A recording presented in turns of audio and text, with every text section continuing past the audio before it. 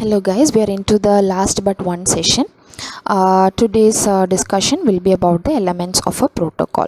The elements of a protocol, it will contain the topic, the one page concept paper, dummy tables, draft protocol, instruments and annexures, peer review and ethical committee approval.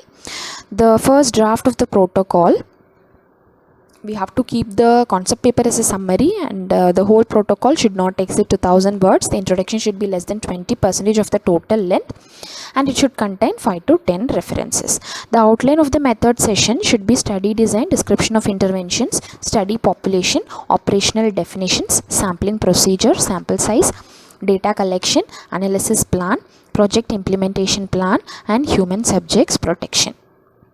The study design paragraph should contain how the objective is leading to the indicators and to the study design. The type of study should be described here, and the logistical arrangements, whether it is prospective or retrospective, should be explained here.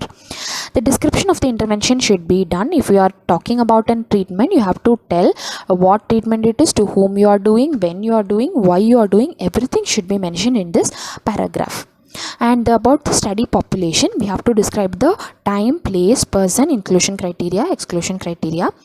Remember that the study population is different from that of the study sample. Both are different, and the study population should properly address how the objective is going to be met.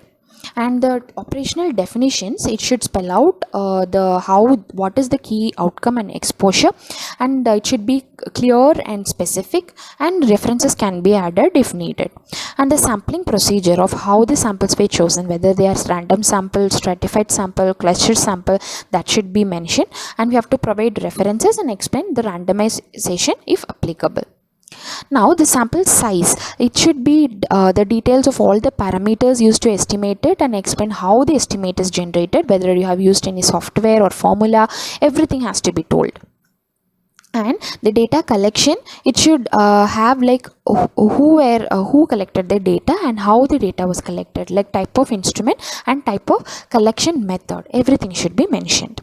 In the analysis plan, you have to write about data entry, software used, recoding stage, descriptive stage, analytical stage. Everything has to be done in a chronological order.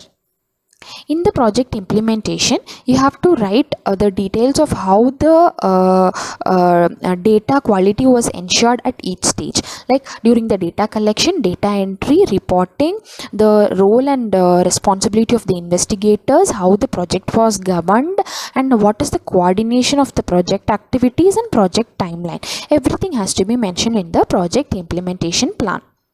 And in the human subjects protection plan, you have to mention about how the participants were protected, like how the risks were minimized and benefits were maximized, what were the compensation, and how the informed consent process was done, and approval procedures also has to be briefly mentioned.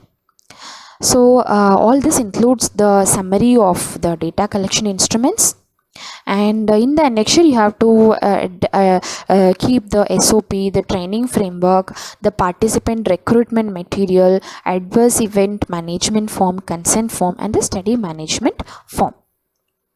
So this is how you finalize your protocol. You have to give for a peer review, we have to review for the ethical committee, and we have to archive all the drafts. This is a software for it.